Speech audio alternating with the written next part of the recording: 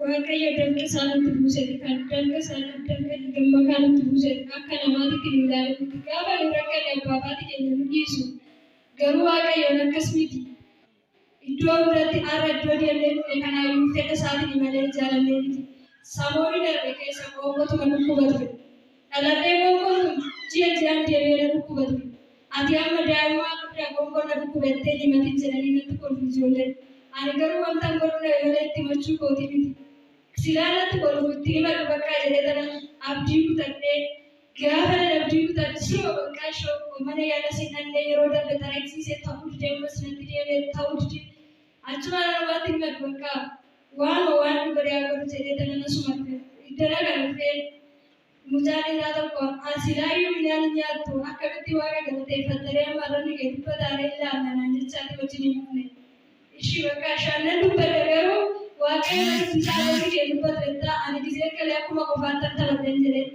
arraba koos dhufee dhalanachi iddana sana ga'ee biyyee fuudhe silaa hundumayyuu gurduudayyuu dhageessa jedhanii qoonqoon biyya kun kana booda sinatti deemuu qabu anis nan fayya jedhee biyyee iddoo sadi sadeen arraba kaawwaddeessi melee taa'e giseen eegalu qoonqoon booni gadi qaallamee jiru sun immoo akkuma duraatti wanta hundumaa nyaaddee itti gammade kana waaqayyo sirriitti illee guddaa waaqayyo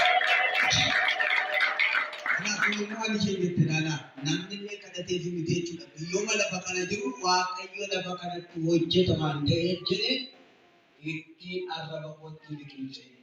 Silaa biyyoo lafaa fudhatee nyaachuu dhukkuba moo fayyada? Dhukkuba miti lafa kanatti garuu fayyadata. Jedhaa fayyadataa jedha. Erga biyya sanaan fayyada. Itti deebi'ees nan dhukkubne qofa garuu ji'a dirqama deebi'ee qoonqoon dhukkuba amma garuu na dhukkubee biyya biyyaas darbeera. Mee waaqayyoof galatooftaa.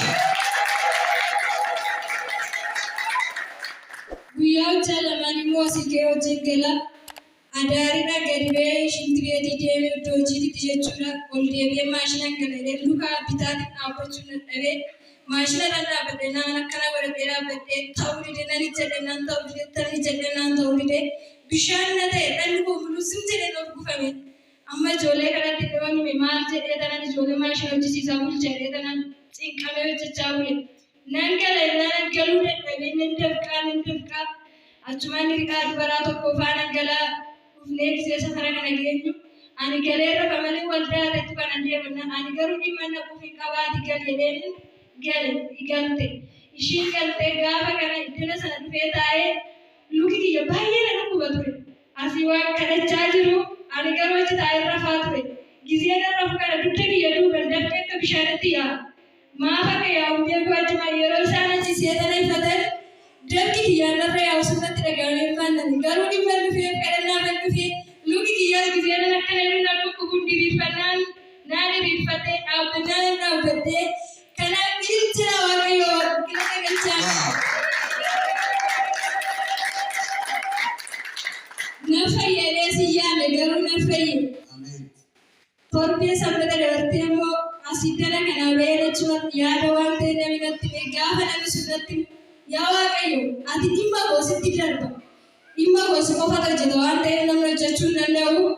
Kanaaf ati hojjetu jedhee tana sa'aatii 11 dhufee iddana kana dhufee bakka ishee sirriitti waaqayyotti madda dhimma goosana gaafa natti maddu dhimma kana icciitiin maanamintiif waaqayyo beeka waan ta'eef seetti dheeraa waadhee sa'aatii 11tti maddee raawwadee akka sa'aatii 3tti